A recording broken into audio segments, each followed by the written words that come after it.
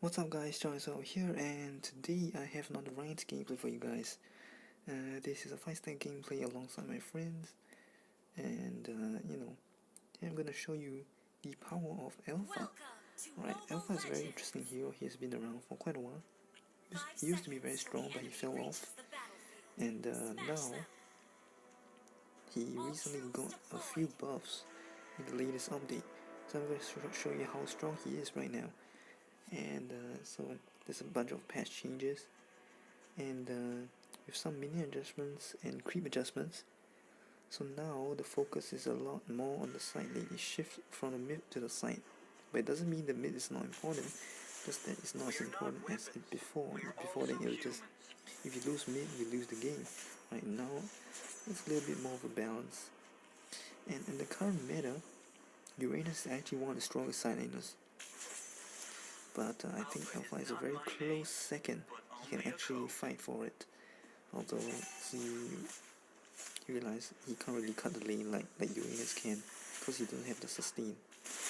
Anyway, let's talk about team composition. We have one tank on our team, Hylos. We have a support, Loyi. Actually, he's a mage, but we always play as a support. We have two fighters, myself, Alpha, as well as Xbox. And we have a mage, Harith. Harith is our hyper carry mid. And yeah. And you can see right here, enemy team has two tanks, Uranus and Cooper. Well, Uranus technically is a fighter because, well, he has no crowd control. Enemy has two fighters, Eldest as well as Ruby, and they have a very annoying mage, William. So early on, because I can't really win against Uranus, I'm just gonna try and help our team. And here we see the Eldest trying to run away. Managed to get the first blood to Eldest. Good thing about second skill of Alpha now is that actually no, not really. They didn't really change it. The good thing about Alpha skill, he has always been it will always be cast once you like prepare it. Like you immediately cast. They just managed to get out right there, but there are some changes, right? So his ultimate scaling damage is increasing drastically from 80 to 280%, and its first skill damage, first skill adds a slow, while his second skill removes the slow. So yeah, I guess there's a few changes. I didn't really read too much in depth in it, but overall you can feel the damage buff onto Alpha, especially when you use his ultimate. And that's really all you need for Alpha to be good, because he is really all about the ultimate, First skill, second skill is just to poke, trigger is passive. Ultimate is really the deal breaker, because anyone within that skill range will immediately get stunned. As long as it's basically like a what's that called? It's like hit scan in FPS games, right? When you release the skill, as long as the enemy is within the range, he will immediately take the hit. So in the case of Alpha, he will immediately take the stun. Doesn't matter if you hit him or not. I mean, you don't always knock him out, right? But if the enemy is within that circle of the ultimate, he will get stunned in place, and you can just get to it. And that's what makes Alpha strong, though. The reason why he fell off is his damage wasn't that great, and his sustain wasn't that great either. So that kind of made him fall off. And then just with a small damage buff, mainly on his ultimate, he is a lot more viable now, actually. In fact, now with the Yu Zhong nerf, this guy is actually, he can sustain better lane than Yu Zhong, I think, if you play it right. Alright, so you can see some skirmish right here. Gonna get knocked out by the Kufa. I'm gonna charge towards the turtle and in the process knock out a few people, I forgot who I killed, but anyway, you can really feel the damage now. And we had a very successful team fight contesting that turtle right there. And after that, immediately we're gonna try and push more objectives, in this case our tower. The thing about Alpha builds is a lot of people like to build demon shoes, but that's more of a laning phase item. My personal choice would be to build tough boots, because you really want to cast a skill all the time. And then when you just gotta be more liberal, you be more conservative with your skills. I mean, save it for when you really need it. You don't have to like dump your whole skill set when you want to clear the wave or something like that. Our team got a little bit of trouble over there. I'm just gonna continue doing my thing. This is basically what happens on side lane, depending on the way your team wants to rotate to, or which like guy comes over. Here we see two tanks trying to kill me, and I'm just gonna dash out right here. And this is the strength of Alpha. I use my battle spell Purify. The reason because I don't want to get crowd control. They have Kufa, they have Ruby, they have Valir. The rest of them are not too bad, but that's quite a lot of crowd control. And Alpha basically, as I mentioned earlier, his survivability is all about his skill cast. If you stop casting skills, you die. If you run out of mana, you probably die as well. So that's kind of the thing.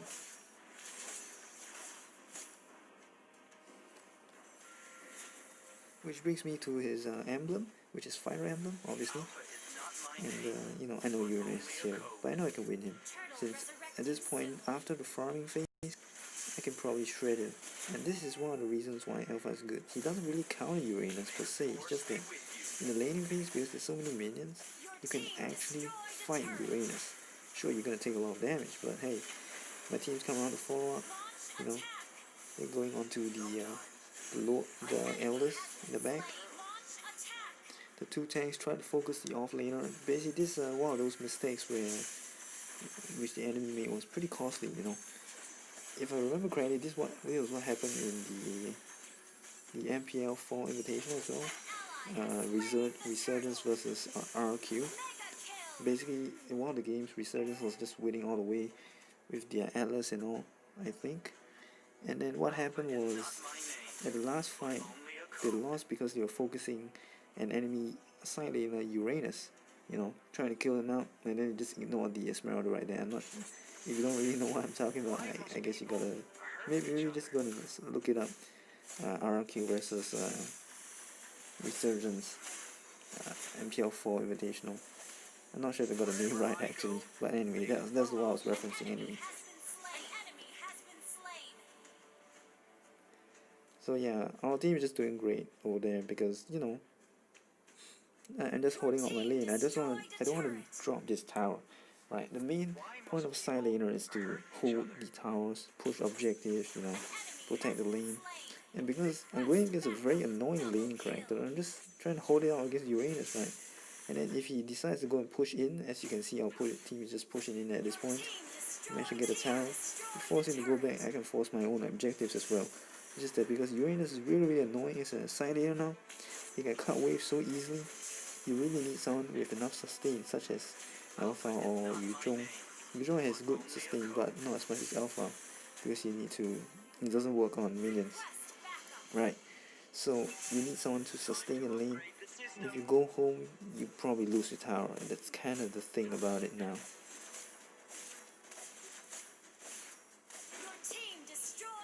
And of course, with the recent changes, we are going to see less of the, marksman meta. As you can see here, neither of our teams have marksman because, that 131 hyper carry mid with a marksman is just retarded, to be honest.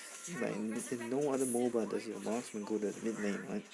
So finally, we see some semblance of sanity, but there's still a long way to go because the game is still kind of unbalanced. But, well, you'll see what they do. Let them take it one step at a time, right? So of course, when nothing's happening, just gonna take objectives. Because we don't have a marksman, obviously, we also cannot push objectives really well, so we need to try and take objectives like Turtle Lord. I saw enemy coming around, I'm gonna reset the turtle because I don't want to lose it. I have no idea how many people are coming over, but if you can't guarantee it, because in this case I don't have retribution and all, it's better to play it safe, right?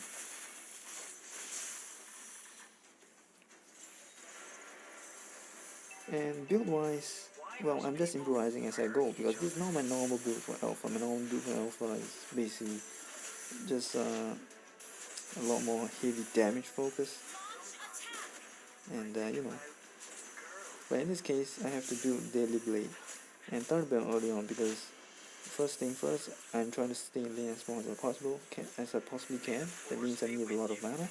Yeah, Xbox seems like he needs some help. Gonna charge in there, and Xbox secure kill on the eldest. Our Heath is dancing around doing some stuff, and he managed to get to Ruby over. Unfortunately, the Valir got deloyed, and that's kind of awkward, right? So this is basically the reason why, if you don't have Retribution, I always advise you to try and secure the team fight first before doing anything else. Try to drop your objective. Unfortunately, our team pushed it far, and they kind of pay for it, right? We actually had a very good start, and now we're just fighting it out because the enemy team managed to get one Lord.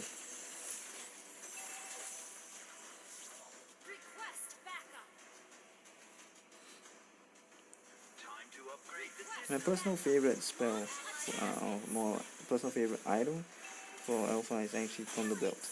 Well, I mean, this seems ridiculous, but I mean, sure, this guy makes him more tanky against physical damage, and he also provides that crowd control, so you don't necessarily have to, you don't necessarily have to out-in all the time. You can always start off by poking them, then proccing the true damage and the passive of Thunderbelt and all that thing, and then, then you carry on from there. Very messy fights, but just gonna kill the Ruby right there. The damage on Alpha is just really insane, and the heal is pretty good as well. So we're just gonna force the tower down, even though we're just tanking the tower damage, and that will be the game, right? So GG, well played. Basically, in this 1-3-1, I think 1-3-1 is not really favored right now, even though you can still do it with some other heroes like Harith, for example. It's not really favored. We just kind of snowball from the mid lane, but it's just highly risky, and because Harith managed to carry it out, have safe farm all the way, we were able to pull it off, and it was pretty good as well. In the laning phase against Uranus, technically I wouldn't call it a win. I just managed to hold it out. He wasn't able to push. I wasn't able to push either. It's just our mid lane won because, well, technically they don't have a mid laner. They have, Elders, Ruby, and these are just more supporting roles. Elders is more of a late game hero. Their comp isn't that great compared to ours, and that's how they manage to shut down our Harith, and that's kind of the game. But anyway, I hope you guys saw the power of Alpha right here. In the past, if you actually tried before, Alpha going against Uranus is just a death trap in the lane. You're just gonna die at level 1 or stuff like that. Just gonna get pressure all the way, gotta go home, no choice. There's no way you can win against Uranus in lane. At least now, he can hold his own, and that's really great.